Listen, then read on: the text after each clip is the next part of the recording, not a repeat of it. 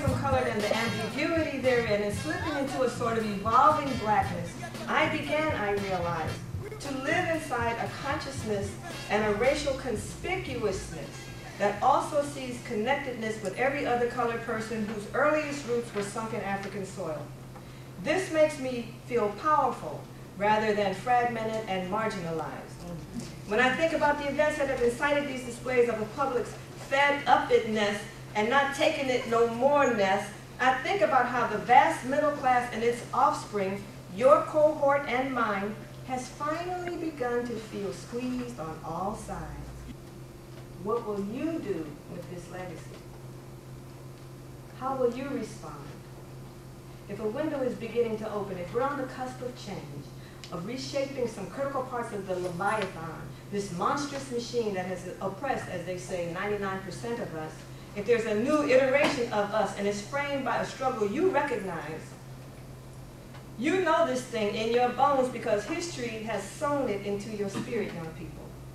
It was the lullaby when we sang you to sleep. Fight the power, fight the powers that be. Where are your anthems, your calls to arm? What's your motivation? Wrong. It's also racism it's not by law anymore. It's more just de facto. So it's harder to fight it when it's within an institution. It's not necessarily, oh, you're not allowed to drink at this fountain because you're black. It's more like, I'm going to deny you a job because you're not educationally qualified, but you can't be educationally qualified if no money's going into your school system. I was saying, that just kind of reminds me of, I feel like there's kind of an elitist, kind of entitled type of feel in the black people here. I would say that because like we do go to a top 50 school, so like, I don't know, I feel like people are afraid because people have already told us that we're different, or we're the smart black kids, we're the this black kids, we're the that black kids, that people are afraid to like look angry or talk about black issues in public or talk about it in like an open forum because nobody wants to look like community. I just think that like blackness is just, it's such a big term and it can incorporate so many things, and so I can't really define everyone else is black, but I know that my black consists of being African, being from a black, coming from a black community, going to a white community and learning, and then retaining that and enhancing my blackness. So. Kwesi Ajime. Seme Ojiri. Senzo Anchepe. Naomi Wilkins. Olayemi Otu. Ike Chukwu Chukwuemeka Emez Eromini. 20 years old, major in history, senior GW. I'm 20 years old, a junior majoring in anthropology and minor in public health. I'm 18 years old, I'm a junior and I'm majoring in fine arts. I'm 18 years old, I'm a sophomore and I'm majoring in international business and marketing. I'm 19 years old, majoring in business as a sophomore. 19 years old, majoring in psychology as a sophomore. I would change. I would, for the black community, the only thing I would change is the fact that we're getting relaxed. Like somebody said it earlier, we're becoming complacent with the position that we're in now just because it's not as bad or it's not as severe as it was in the past. And I feel like one thing that I would change is that continued desire, yearning to be black in every sense of any aspect of your life, whether it be in class, whether it be whatever, not being ashamed to be who you are, to represent your culture, to represent your people. We're at a, predominantly white institution. We go to a great school, and there seems to be a lack of caring amongst ourselves about the conditions of black people everywhere. And I feel like what we do at the school and everything, it seems like there's a correlation between education and kind of a detachment from all things that are black. That the more educated I am, the more likely I'm not supposed to go to events, the more likely I'm not supposed to be unabashedly black, the more likely I'm supposed to embrace this false concept of diversity when I'm only 6% of the school's population, and that's supposed to be okay with me. The more I'm supposed to say, well, affirmative action shouldn't occur because I got here on my own merits. The more that I'm supposed to enjoy this white privilege that exists in America that does not exist for my brothers and sisters whose parents make less than $50,000 a year. What it means to be black for me is my experience. I, by definition, am not actually considered black being African American. My father's from South Africa, my mother's from Jamaica. My father left when I was young, so I grew up in a predominantly Jamaican American household. But my mom always instilled in me saying, you're still black. Just because we're Jamaicans, we're still black. And that's something that always resonated. Everywhere I go, I'm not perceived as Jamaican American or South African. I'm perceived as black. At what you go through, you can't wash this skin, off of yourself or whatever. And all my friends were American, all my friends were black, everything like that. So my American experience was very much a black American experience. And so it's always been like impossible for me to detach myself from any part of the African diaspora, because I know that I've had the benefit of looking American, so I didn't have a purely African experience growing up. And I also know that I had African heritage, so I didn't have a prototypical black American experience growing up. And I feel like the beauty in just being raised like that is what shaped me to like appreciate all things that are black, whether you're mixed, whatever. Like if there's any part of you that when you walk down the street people identify and see you as like you're black and you can't hide that, then that's a beautiful thing, and that's what we are. For me, I guess being black is, I don't know, I guess my history, the people who came before me, what they had to go through. That's what being black is for me, because we all relate, I don't know, by color. And so back then I would have been in the same position as many of them. And presently I'm in the same position as many other people who look like me. And so that's how I perceive. For me, being black is just like identifying with black culture like on a daily basis. So every day, like I'm living, like I'm going through like, what it means to like, be black for me. And I mean, if you want to get technical, my parents are both Nigerian, so that would make me Nigerian American. But I don't tend to. I identify with my African culture and my black culture. I don't like make a distinction between them. I just feel like they all kind of flow into one. They all kind of influence my like, daily activities. What it means to be black to me is, I think being proud, being culturally aware. Like obviously, my definition of black is different than a lot of people. I was born and raised, I was actually born in America, Brooklyn, New York, but I lived in several countries, obviously like Ghana, West Africa, the Caribbean, Jamaica. So I think being black to me is being proud, because those same symbols of Marcus Garvey in West Africa obviously have a connection to him being actually from America and being from Harlem and just a city. So I think what it means to me being black is just being proud and just connecting all those different people from the African diaspora. So I found that at GW, and this is the first time I've experienced this, that there's a real, like everyone likes to make a distinction between like what type of black they are. Like people want to be like, Caribbean, or they want to be African, or they want to be like, Black American, and I personally don't feel like that's beneficial. I'm not saying that we shouldn't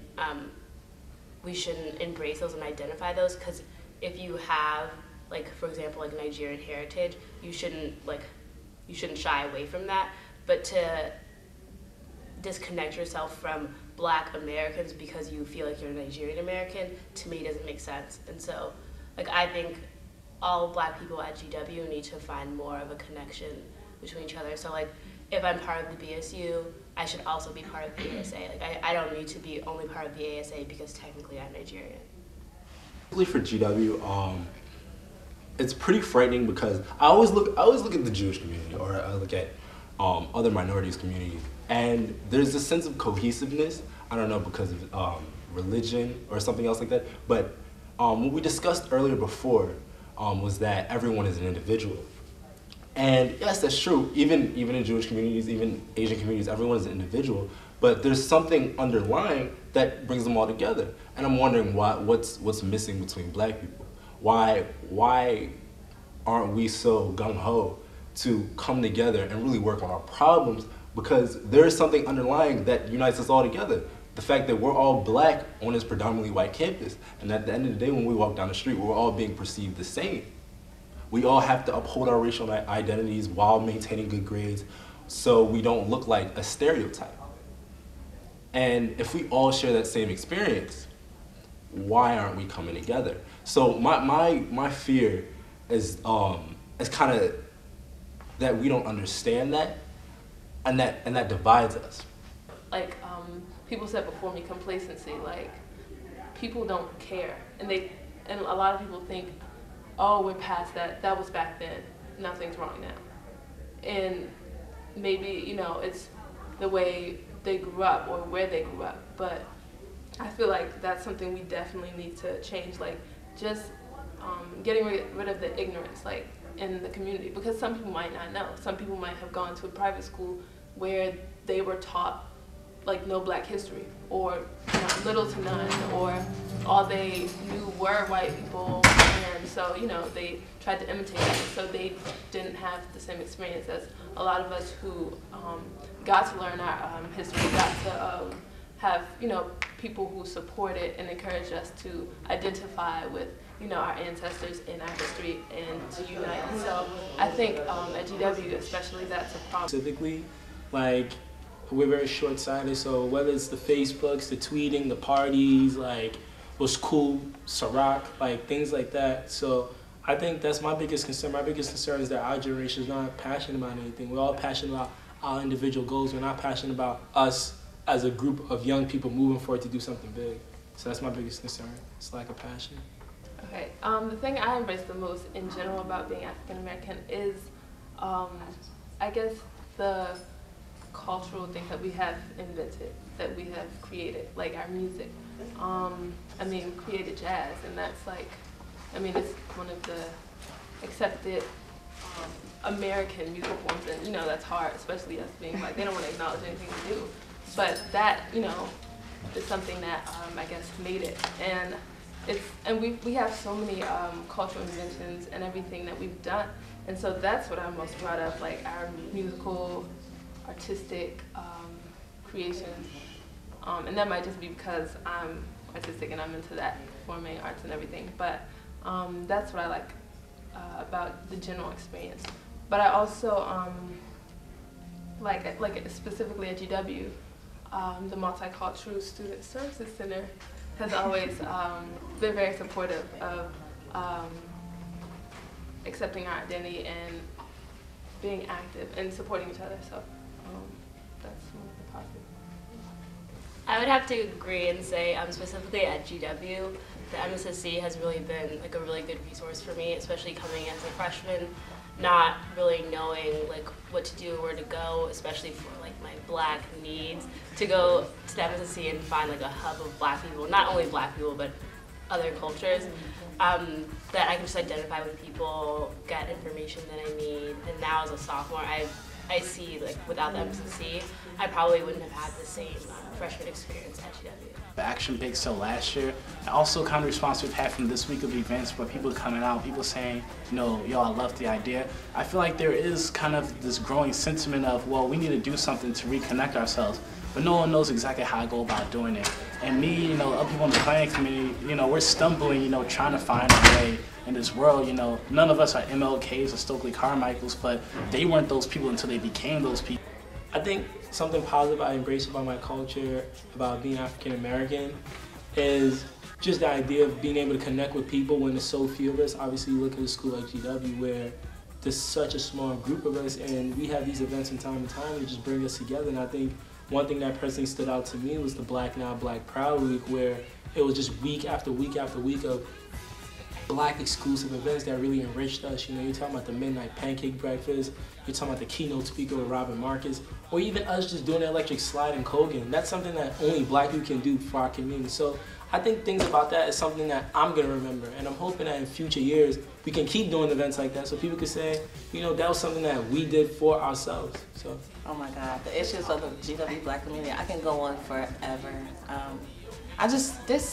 I'm so disappointed because like my college experience as a black female, I think could have been way better had we had a distinct black community on this campus. I came here from a white community. I went to boarding school in Farmington, Connecticut, and so like I was excited to come to college and be like, oh yes, down with my brothers and my sisters, like, you know. And I came to GW and I'm like, where's the black community? There really isn't. And I'm not gonna sit here and complain because I think that nothing comes out of complaining. What I feel like is important to be active, to change. Like you know, Gandhi, be the change you want to see, and I think that's very important. However, people here at GW, we become lazy. We become okay with, all right, I don't need to go support this event because I'm not in that organization or something like that. Like, it doesn't matter. Like, your presence is what is going to count in the long run. And I just feel like we've become individuals. And I know we are individuals, but on this campus, like, when they look at me, they looking at y'all. Like, you know, and we as a black people on this campus just need to do so much more in terms of, like, even pushing people, bringing people out, being the ones to be like, hey, I don't know you, but my name is Ola, or my name is whatever. Like, just, I don't know, forming that sense of connection, that sense of community within the black community. And I think it's going to take a lot. I'm not saying it's going to change overnight, but I think that if we do something every day and try to go out of our way to know someone or get to know someone, or like trying to evoke change in some type of way, whether it be small things like talking to someone or doing Now Proud Week or something like that, not being afraid. Like, I think that's what we need at GW. People are lazy as hell, and I'm not scared to say it. Y'all lazy. They lazy. Like, come on, stop being scared. Represent what you want to represent. You came to GW to do something, so do it. And that's what I think we as a black community need to do. I said a hip hop, the hip it to the hip hop, you don't stop the rocket to the bang bang boogie. Say up jump the boogie to the rhythm of the boogie to beat. Now what you hear is not a test. I'm